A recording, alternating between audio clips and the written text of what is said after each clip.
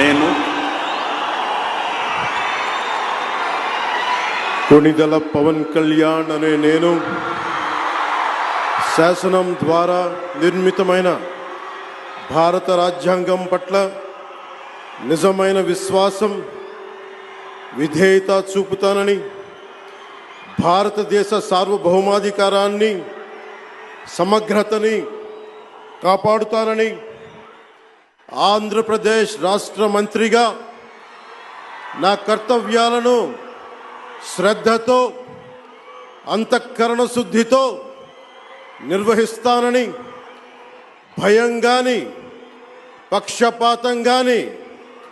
రాగద్వేషాలు కానీ లేకుండా రాజ్యాంగాన్ని శాసనాలని అనుసరించి ప్రజలందరికీ న్యాయం చేకూరుస్తానని